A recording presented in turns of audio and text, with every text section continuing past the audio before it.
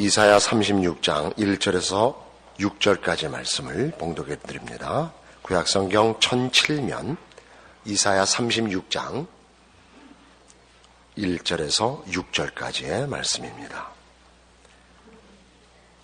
히스기야 왕 14년에 아수르 왕 사네립이 올라와서 유다 모든 견고한 성을 쳐서 취하니라.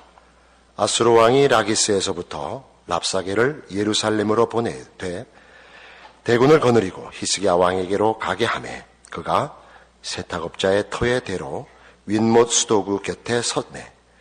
hil기야의 아들 국내 대신 엘리야김과 서기관 셈나와 아삽의 아들 사관 요아가 그에게 나아가니라. 랍사게가 그들에게 이르되 이제 히스기야에게 고하라. 대왕 아수르 왕이 이같이 말씀하시기를 내가 의뢰하니 무엇을 의뢰하느냐? 내가 말하노니 내가 좋게 싸울 모략과 용맹이 있노라 함은 입술에 붙은 말뿐이니라. 내가 이제 누구를 의뢰하고 나를 반역하느냐? 보라 내가 애굽을 의뢰하도다. 그것은 상한 갈대 지팡이와 일반이라. 사람이 그것을 의지하면 손에 찔려 들어가리니 애굽 왕 바로는 그 의뢰하는 자에게 이와 같으니라. 이사야서는 66장까지 있는 아주 내용이 많은 선지서입니다. 선지서라는 것은 그 내용이 하나님의 영원한 계획과 그 높은 뜻을 백성들에게 알리고 그 하나님의 뜻과 계획을 기준한 현실적인 정치나 개인 신앙에 대하여 경고도 하고 위로도 하고 영원한 시각 속에서의 소망을 약속하는 것이 선지서의 주요한 특징입니다. 그런데 이 선지서 속에 오늘 36장부터 39장에 이르는 넉 장이 역사서로 분류되어야 할 내용으로 갑자기 등장을 합니다. 36장과 37장에는 아수르 왕 산헤립이 유다를 치고 예루살렘을 포위했다가 실패하고 돌아가는 이야기가 기록되어 있고 38장에는 히스기야가 죽을 병에 걸렸다가 살아난 이야기, 그리고 39장에 바벨론의 사신들을 환대하여 하나님 앞에 구중을 듣는 히스기야 이야기가 기록되어 있습니다. 물론 이 기록은 그래서 열왕기에도 자세히 기록되어 있는 내용이기도 합니다. 그럼 이 선지서 속에 역사서를 이렇게 함께 내용하게 한 이유가 무엇이냐 하는 것입니다. 당시 역사적인 현실로 돌아가 보면 이 시대의 유다와 예루살렘 거민들에게 가장 급하고 해결해야 할 현실은 아수르의 위협으로부터의 해방입니다. 이 당시 아수르는 그 인근 여러 나라들 중에 패자였고 그가 모든 나라를 굴복시키고 잔혹하게 점령해오고 있습니다. 그 앞에서는 그 가장 큰 나라였던 애굽도 패퇴하였고 그 주변의 모든 나라들이 아수르에 굴복치 않은 나라가 없습니다. 지금 시급한 것은 아수르로부터 어떻게 그 안전을 확보하느냐 하는 정치적 군사적 문제가 현실인데 이사야는 하나님의 말씀을 들어 궁극적인 설계를 그 뜻을 전하고 있습니다. 아수르는 걱정할 것이 없다. 그러나 너희 죄로 인하여 바벨론 포로가 될 것이라. 그리고 돌아올 것이라. 그리고 하나님이 세우신 영원한 나라가 너희의 소망과 약속으로 주어지리라 하는 것들입니다. 당시 여러분이 이런 역사적 현실 속에 유다의 백성이었다면 이 말을 믿고 인정하기가 얼마나 어려웠을지 이해하실 것입니다. 실제로 예레미야 선지 같은 사람은 바벨론의 그 침공에 대하여 항복할 것을 권유했다가 매국노로 몰려서 죽습니다. 그러니까 현실감도 없고 또 저들이 가지고 있는 현실적인 필요와 긴급한 문제들에 대해서 벗어나 있는 것 같은 느낌을 주기 때문에 저들에게 이 선지자들의 사명들은 또 그 사역들은 외면당하거나 오해당하기 일쑤였고 믿을 수 있는 형편이 아니었다 하는 것을 이해하셔야 됩니다. 그래서 하나님께서는 여기 이 36장에서 39장에 이르는 이 역사적 사건으로 그 앞에 이미 얘기했던 어떻게 아수르가 군사력으로 유다보다 우세하지만 하나님의 간섭으로 패퇴해 간다는 약속이 사실인가를 역사적 현실로 증명해 보이십니다. 히스기야가 얻은 병을 고쳐주심으로 하나님이 역사와 개인의 운명을 쥐고 있다는 것을 확인시키십니다. 이것이 이 36장에서부터 39장에 있는 역사서에 분류되어야 오를 사건들을 기록하는 의미입니다. 그것은 지금 이 얘기들을 종합하면 당연히 나오는 결론같이 그렇게 함으로써 하나님만이 역사와 우주의 운명을 쥐고 계시고 그분의 계획과 뜻이 성취되는 것으로 역사와 개인의 신앙이 모아져야 한다는 것을 우리에게 가르치고 있는 것입니다. 그래서 우리는 먼저 우리 모든 성도들이 지금 이런 이사야서에 등장하는 이 36장 이하의 역사적 사건과 같은 체험으로 말미암아 이 하나님이 온 우주와 우리 인생의 주인이신 줄로 알며 구원을 받았으며 그래서 신앙을 고백하는 자리에 있다는 것을 오늘 좀 점검해 봐야 합니다. 어떤 이들은 특별한 신비로운 체험으로 예수를 믿고 하나님을 만났을 수도 있고 어떤 이들은 그런 특별한 체험이나 신비한 사건이 아닌 그래서 언제 어떻게 알게 됐는지 모르는 것으로 여러분의 신앙을 고백하고 시작했을 수 있습니다. 그것이 어떻게 같은 것이며 어떻게 이해를 해야 되는가 하는 부분으로 이해를 시작해 보려고 합니다. 마태복음 8장에 가보십시다.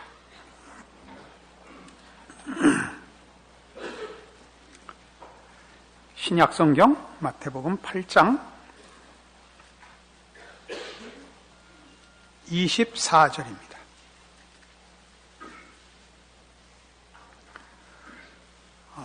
예수님께서 제자들과 함께 배를 타고 바다를 건너시는데 예수님이 주무시고 큰 파도가 일어나서 어려워진 지경을 얘기합니다. 배에 오르심에 제자들이 쫓았더니 바다에 큰 놀이 일어나 물결이 배에 덮이게 되었을 때 예수는 주무시는지라. 그 제자들이 나와 깨우며 가로되 주여 구원하소서 우리가 죽겠나이다.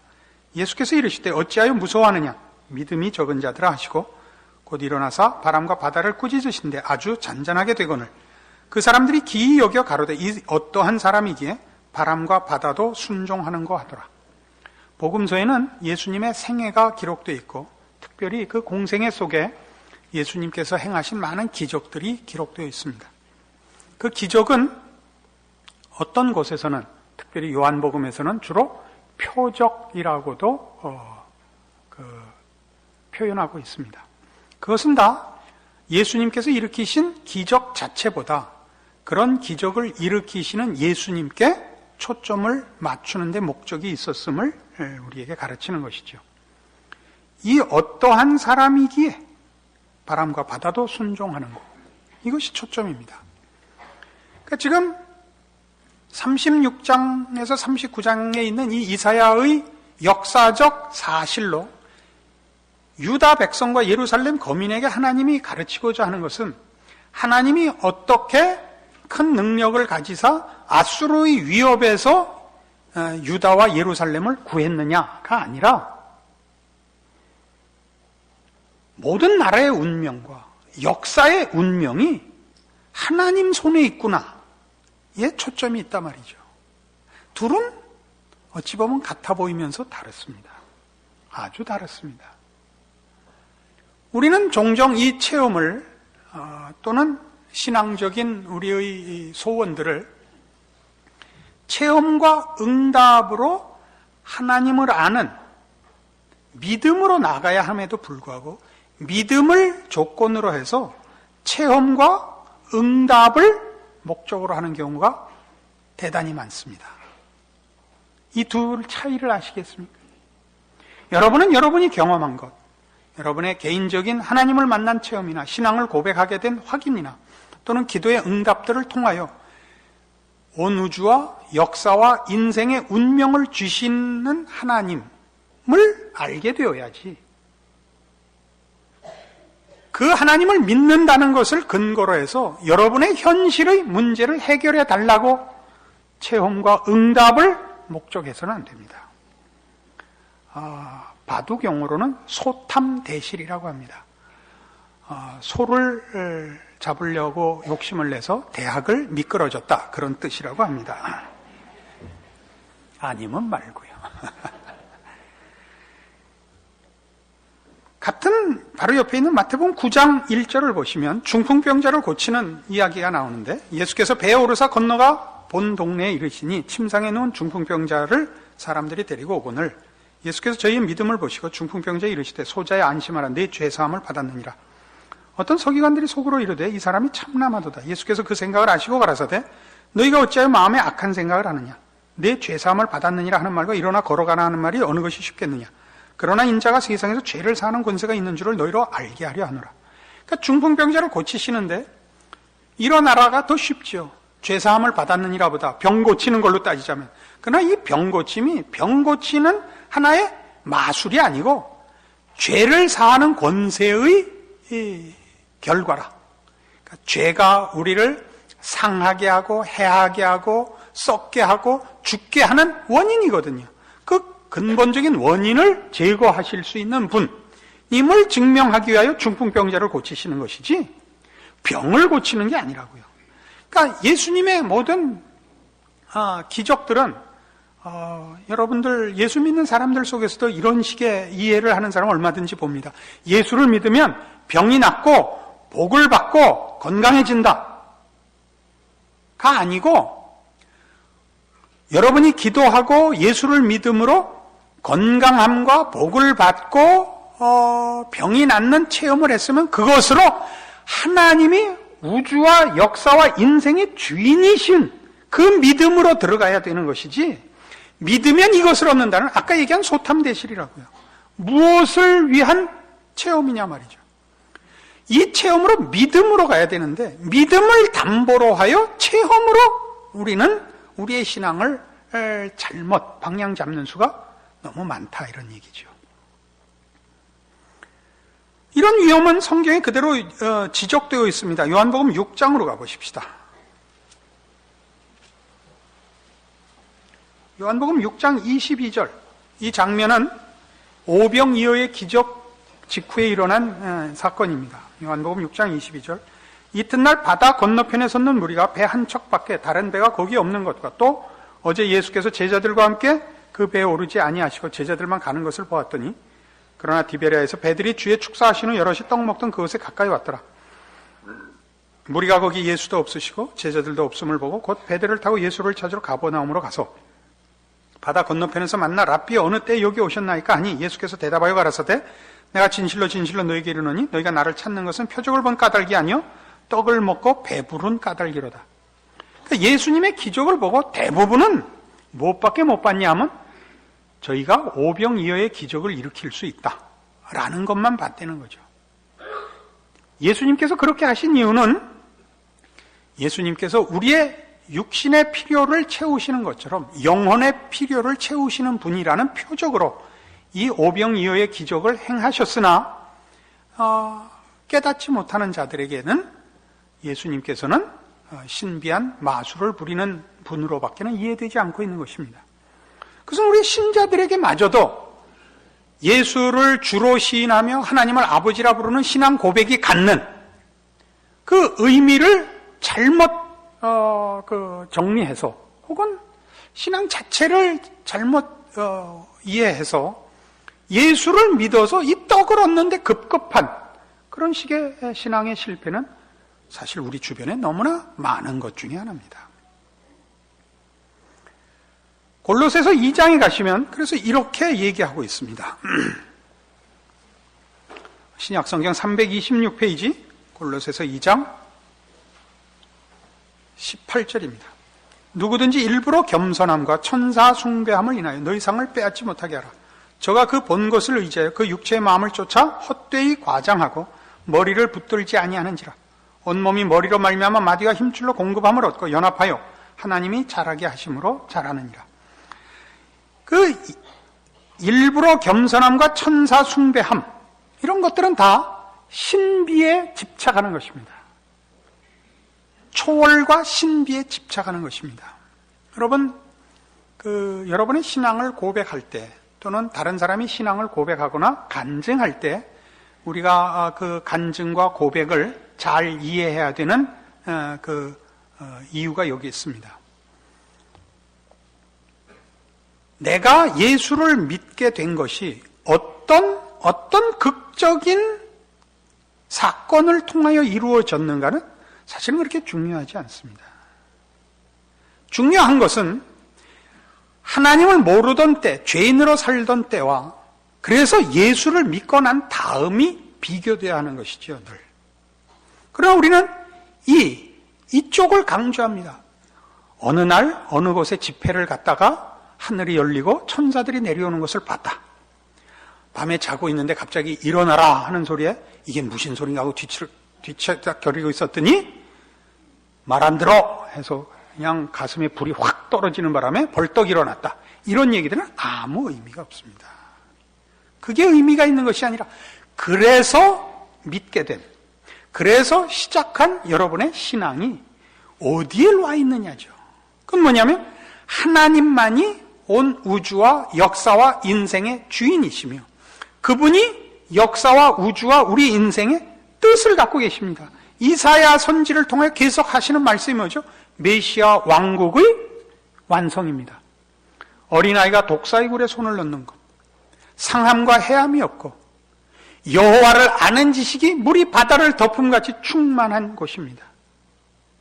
그것이 하나님이 역사와 우주와 우리 인생들에 대하여 가지시는 하나님의 계획이요 뜻입니다. 거기에 나를 복종시키며 그 하나님의 하나님 되시는 주권과 통치와 계획의 완성에 나를 맞추는 것이 신앙이죠. 그럼 우리는 끊임없이 무엇을 확인해요? 내가 무엇을 받느냐, 얼마나 놀랬느냐, 얼마나 희열과 감격에 찼느냐. 그리고 끝이잖아요. 학교를 다닌다고 생각해 보세요. 여러분 때도 그랬고 여러분 자녀에게도 그토록 원했던 인류대학. 그래서 인류대학 문간에 서서 사진만 딥다 찍어놓고 교실엔 안 들어가면 언제 공부는 할 것이며 무슨 쓸데가 있냐 말이죠. 배지만 가슴에도 달고 맞박에도 붙이고 귀걸이도 하고 손에도 붙이고 공부는 안 하면 좋은 학교라는 게 또 안 보여요. 그 학교 가면 배울 게 있는 거 아니에요. 배울 게. 여러분들이 고백하고 여러분들이 그토록 자주 얘기하는 여러분들이 예수 믿은 그 사건들은 여러분으로 하여금 믿은 내용과 믿은 약속에서 나아가고 크고 채워가는 것으로 증명되며 비교되어야 옳습니다. 그걸 위하여 체험은 있는 것입니다. 그래서 이 체험은 어떤 이들에게는 이런 극적인 것으로 체험이 되며 극적인 일로 계기가 되어 하나님을 만나고 하나님을 알게 되고 고백하게 하는 일이 있습니다. 그러나 어떤 이들에게는 저를 포함한 어떤 이들에게는 이런 극적인 계기가 없습니다. 어떻게 알게 됐는지 모르게 알았습니다. 하나님이 누구신지 알고 내가 죄인인 것을 알았습니다. 이게 중요한 것입니다. 어떻게 해서 알게 됐는지가 아니라 알게 된 것이 중요합니다. 이 하나님의 하나님 되심을 알게 하는 하나님의 역사는 초월과 신비와 극적인 방법만 있는 것이 아니고 성경 말씀을 통한, 그리고 우리의 인생 속에서 확인하는 우리의 지성과 경험을 가지고도 일하십니다. 인간들은 다 왜 이런가? 세상은 왜 이런가?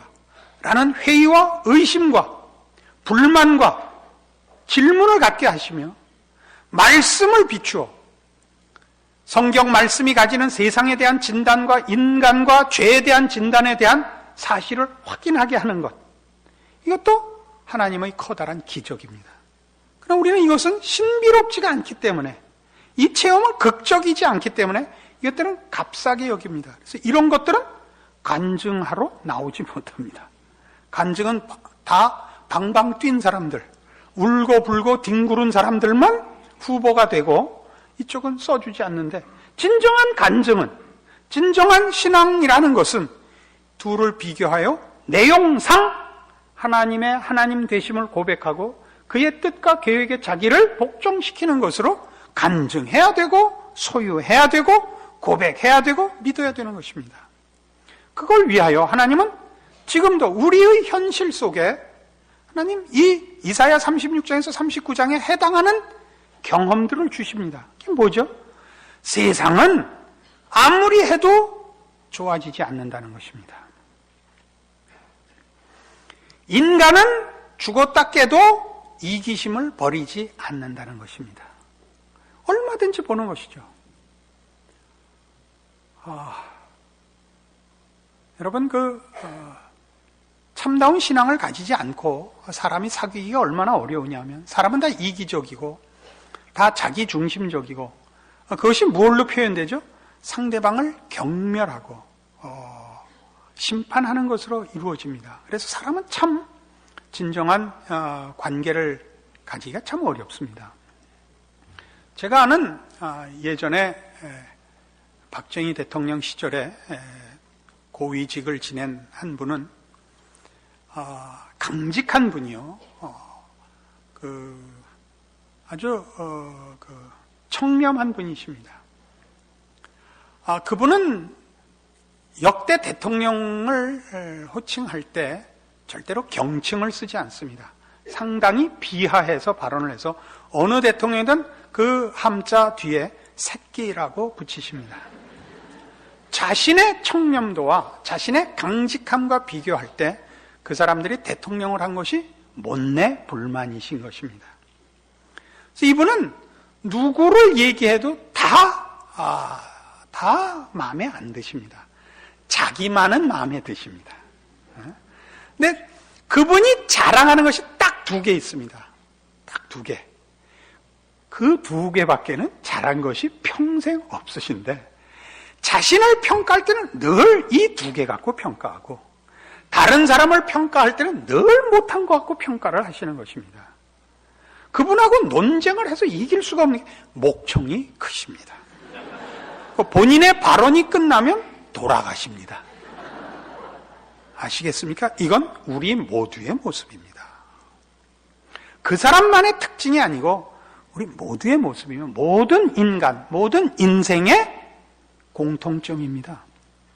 어느 인간에게서 우리가 훌륭함을 만나며 어느 인간에게 우리가 항복을 할 수 있습니까? 여러분이 역사 속에서 항복할 만한 분을 대보십시오. 슈바이처나 테레사를 대시겠습니까? 그들은 신앙인이었던 것입니다. 그것도 정말 좋은 신앙인. 그래서 역사상 꼽을 수 있는 몇 안 되는 사람인 것입니다. 신앙을 가져도 훌륭해지기가 어려운데 신앙이 없는 사람에게서 어떻게 훌륭함을, 어떻게 사랑할 만한 것을 찾을 수 있겠습니까? 이것이 바로 우리가 말씀을 통하여 매일 현실 속에서 확인하는 하나님만이 하나님이시다. 하나님의 뜻대로 복종하지 않는 한 우리에겐 희망이 없다. 하나님의 뜻에 복종하는 것이 우리에게 희망이 있는 것은 내가 신앙 속에 있을 때는 내가 그래도 참아줄만 하게 된다 라는 현실을 확인하면서 우리는 하나님의 말씀들과 그의 통치와 그의 존재에 대하여 거듭 확인하게 되는 것입니다. 이 확인이 있어야 우리는 비로소 우리의 삶에 자신을 가질 수 있게 되죠. 우리는 한국교회는 이 부분에 있어서 얼마나 사실은 신앙적으로 아슬아슬하냐 하면, 여러분 그 신앙 좋다는 사람들이 다 뭡니까? 믿음을 동원하여 체험과 현실을 만들어내는 사람들 아닙니까? 그렇죠? 그러니까 기도를 해도 아우성을 치죠. 아우성을. 본인의 개인적인 소원을 이루어 달라는 그 열심을 표현하는데, 기도든 다른 신앙적인 무슨 형태든 헌금을 해도 말라기서를 핑계 삼아서 11조를 바치면 하나님이 10배로 주시리라 믿고, 그래서 10,000원 헌금하면 돌아가는 주머니에 10만 원이 생기고, 야 그렇다면 왜 내가 10,000원만 내겠냐, 다시 돌아와서 2부에 10,000원 내고 3부에 10만 원 내고 4부에 100만 원 내갖고 돌아갈 때 얼마예요? 1,110만 원이 돼갖고 돌아갔다. 이렇게밖에는 신앙이 한국교회에서는 자랑거리가 되지 않고 있습니다. 물론 주 앞에 기도하여 병 고침을 받고 어떤 난관의 해결을 받는 일은 있습니다. 왜요? 그것이 역사적 현실이 돼요. 자신의 개인의 신앙의 체험이 돼요. 그래서 하나님을 만나며 하나님을 아는 통로로서 하나님은 얼마든지 주십니다. 그것과 하나님을 알고 나서도 계속 이렇게 밖에는 하나님을 동원할 줄 모르는 것과는 얘기가 다른 겁니다. 거꾸로 흐르는 거죠. 나가야 하는 방향이. 이해하시겠습니까? 그러니까 이 이사야 36장에서 39장에 걸치는 이 역사적 사실 하나를 놓고 무엇을 하나님이 이스라엘 백성에게 믿을 것을 요구하는 겁니까? 1장부터 66장 전체를 요구하는 것이죠. 66장까지 전체 내용이 뭔데요? 하나님 나라의 완성, 그의 통치의 유일함, 그의 백성으로 순종하며 하나님의 나라에 속하여 복을 받을 것을 요구하는 믿음의 약속들입니다. 그것이 오늘 우리 모든 어느 시대나 마찬가지로 예수를 믿는 사람들에게 있어서는 믿음의 정당한 방향이요, 내용이요, 또 소원해야 할 목적인 것입니다. 여러분들이 경험하는 모든 것으로 이리 가야 하고, 혹 여러분의 소원과 다른 것을 경험하더라도 그 경험이 무엇을 여러분에게 가르치고 있는가, 현실을 꿰뚫어 보실 수 있어야 됩니다. 이 분별이 없으면 매일매일이 시간만 흘러가는 것이 됩니다. 생각 없이 흘러가는 시간이 어디 있습니까? 여러분이 하루마다, 매일마다, 아침마다 받아보는 신문에서, 저녁마다 보는 뉴스에서, 아니 여러분 가정과 여러분 자녀와 여러분 이웃과의 관계에서, 직장에서 무엇을 보십니까? 세상은, 하나님 없는 세상과 하나님 모르는 인생으로는 세상은 망할 수밖에 없다. 망해도 싸다. 여긴 건질 것이 없다. 희망이 없다. 확인하지 않습니까? 저도 한때는 믿음이 지금만 못했을 때는 그저 좋은 대통령이 하나 나오면 되는 것이 아닌가라고 기대를 걸었던 시절이 있었습니다. 지금은 뭐 말할 필요는 없다고 생각을 합니다. 우리의 소망은 하나님께 있습니다. 물론 우리가 몸담은 시대와 나라에 최선을 다해야죠. 그러나 그 최선이 하나님을 아는 자로서, 신앙인으로서 하는 최선은 그건 정말 생명을 구하고 나라를 구하는 최선이 됩니다. 그건 저 소돔 고모라를 멸하러 오신 하나님께서 요구하셨던 10명의 의인에 해당합니다. 그러나 그것 없으면 하나님 모르는 자들이 하면 최선을 다해도 멸망밖에 없습니다. 한 나라와 한 역사가 그렇고 한 개인이 그렇습니다. 여러분은 하나님을 알고 신앙을 고백하고 하나님을 믿는 자요, 그 뜻에, 그 계획에 부름받은 자들입니다. 여러분의 자랑이 무엇인지 아시겠습니까? 그럼 여러분의 책임도 아실 것이요, 여러분이 정당하게 요구하시고 목표하시고 소원하셔야 될 것이 무엇인지도 아시게 됩니다. 쓸데없는 것을 구함으로 여러분의 믿음을 소진시키지 마시고 팔아먹지 마시고, 성경이 얘기하는 대로 하면 이렇습니다. 팥죽 한 그릇에 장자의 명분을 팔아먹은 에서를 망령되이 행한 자라고 꾸짖고 있습니다. 여러분의 신앙 고백을 헛되이 하지 않는, 찾아오신 하나님의 은혜와 가르쳐 주신 믿음들을 제대로 결실하는 여러분들의 신자된 인생 되기를 바랍니다. 기도하십시다.